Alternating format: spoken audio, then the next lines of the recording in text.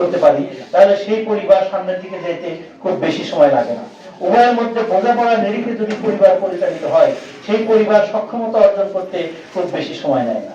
সুপ্রিয় সুধী, এই পর্যায়ে তো এই বিষয়ে তোমরা চিন্তা করো, এবং এই কর্মশালাটা আমাদের ইউনিয়ন পর্যায়ে হবে 4 থেকে 9 তারিখের মধ্যে, উপজেলা পর্যায়ে 11 থেকে 16 তারিখের মধ্যে।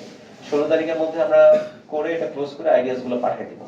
যার আইডিয়াস ভালো হবে প্রবাবলি তাকে জেলা পর্যায় থেকে কল করা হবে বা আমরা প্রেরণ করব। তো এই জন্য এই আইডিয়াসটা গুরুত্বপূর্ণ।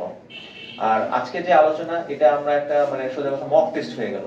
তো মক টেস্টে আমার মনে হয় যে আরো ওয়ার্কআউট করে এসে তারপর পরবর্তীতে তোমরা আসবে, এটা আমাদের অনুরোধ থাকবে। এবং এক্ষেত্রে আমি ওখানে আমাদের তারুণ্যের ভাবনায়, যেহেতু আগামী বাংলাদেশ, ওখানে তারুণরাই থাকবে, তারপরেও আমাদের যারা সুধীজন থাকবে তাদেরকেও আমরা রাখবো।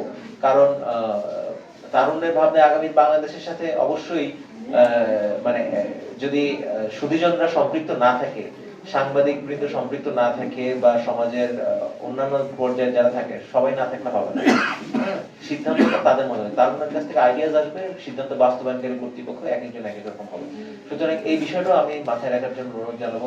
আজকে যে আলোচনা, আমাদের যে সমাজসেবা অফিস বা সমাজসেবা অধিদপ্তর, যেটা বাংলাদেশে প্রায় শুরু হওয়ার আগে থেকে এই অধিদপ্তরের কর্মকাণ্ড চলমান, এবং এই অধিদপ্তরের কর্মকাণ্ডের যারা স্টেক হোল্ডার, আমি বলবো সমাজের ভালনারেবল গ্রুপ, সবচেয়ে ভালনারেবল গ্রুপ, যারা কিনা নিডি পার্সন, হ্যাঁ, প্রতিবন্ধী, তারপর বয়স্ক, বিধবা, তারপর যারা একদম চলতে ফিরতে পারে না, তাদের সহযোগিতা করে ক্যান্সার পেশেন্ট, থ্যালাসেমিয়া পেশেন্ট ইত্যাদি নানা রকমের যারা ভালনারেবল গ্রুপ আছে, যারা কিনা নিজেদের সক্ষমতাটুকু নাই, সরকার কেবলমাত্র সমাজসেবা অধিদপ্তরের মাধ্যমে তাদেরকে একটা সামাজিক নিরাপত্তার আওতায় এনে তাদের পাশে, আমি জানি যে এই দাঁড়ানো দিয়ে আমি ক্যান্সারের জন্য আমি 50,000 টাকা দিলে তার কিছুই হবে না, তার হয়তো লাগবে 10 লক্ষ টাকা, 20 লক্ষ টাকা। তো সেক্ষেত্রে সরকার কেবলমাত্র পাশে আছে, এটাই সরকার লক্ষ্য, এবং সরকার তার ক্যাপাসিটি অনুযায়ী, ক্যাপাবিলিটি অনুযায়ী আছে। এখন আমাদের পাশে আশেপাশে অনেক আছে, যেমন ধরেন আমরা জানি যে অনেক এতিমখানা আছে, অনেক মাদ্রাসা আছে, অনেক ওখানে সুবিধা বঞ্চিত শিশুরা পড়ালেখা করে। ওগুলো কি সব কি সরকার চালায়? সব সরকার চালায়। আশেপাশে মানুষের দান অনুদানই এগুলো চলে সাধারণত। তো এটা কিন্তু কল্যাণ রাষ্ট্র গঠনের একটা নিয়ামক, যে এই যে ভালনারেবল গ্রুপটাকেও, আমাদের সুবিধা বঞ্চিত সাইটটাকেও যে আমাদের সাথে রাখছি, এটাই কিন্তু কল্যাণ রাষ্ট্র গঠনের একটা নিয়ামক।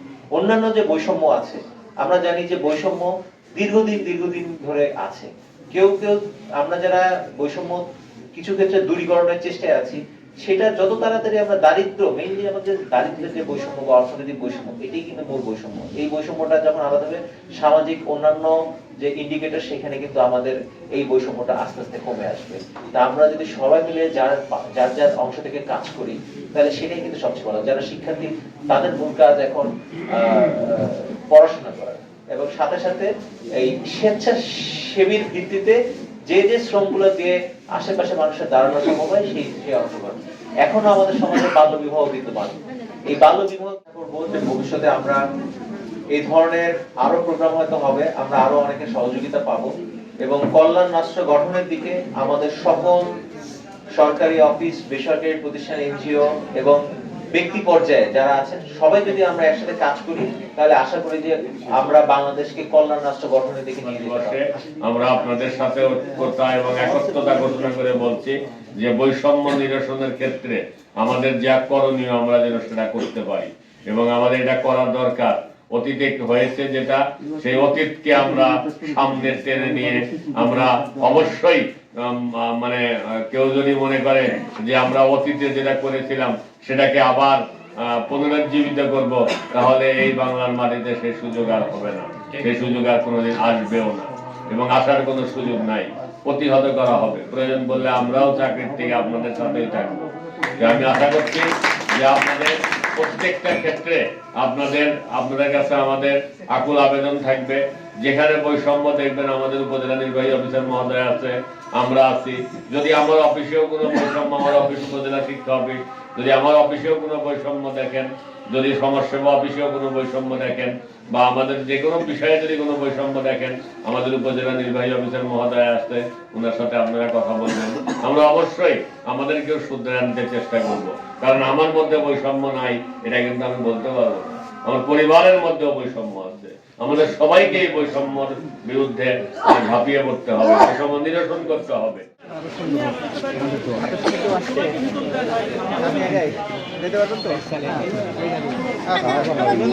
উনি রোজ ঋণ নেওয়ার পরে একবারে ঋণ দেওয়ার যে তারিখ ডিউ ডেটের ঋণ ভালো, অনেকে স্যার ঋণ নিয়ে আর খবর নেয় না। স্টোরি করে জি স্যার, আব্দুল সালামকে নিয়ে স্টোরি করছে স্যার, অনেক লেখা আছে।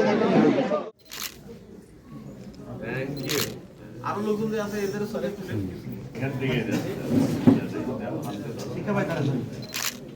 আব্দুল হাকিম আফসের পর একটু বাইরে দেবেন নাকি প্রতিবন্ধী ব্যক্তি সম্পাদিকা, শ্রেষ্ঠ সম্পাদিকা।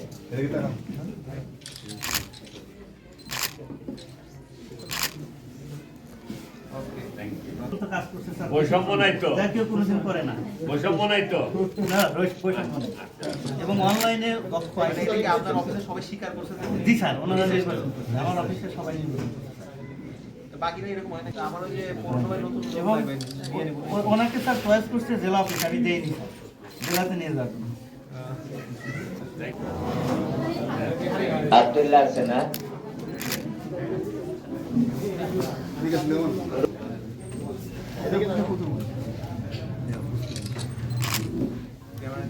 এবার রবিউল ইসলাম, রবিউল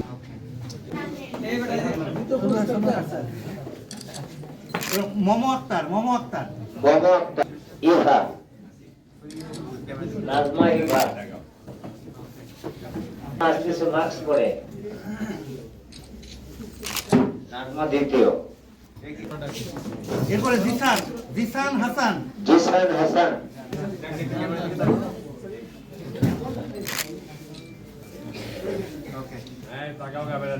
ওখান থেকে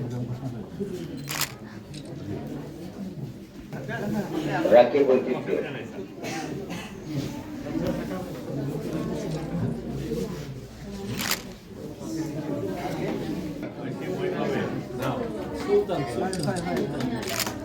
সুলতানা বেগম, হ্যাঁ আমি দূরে আসছিলাম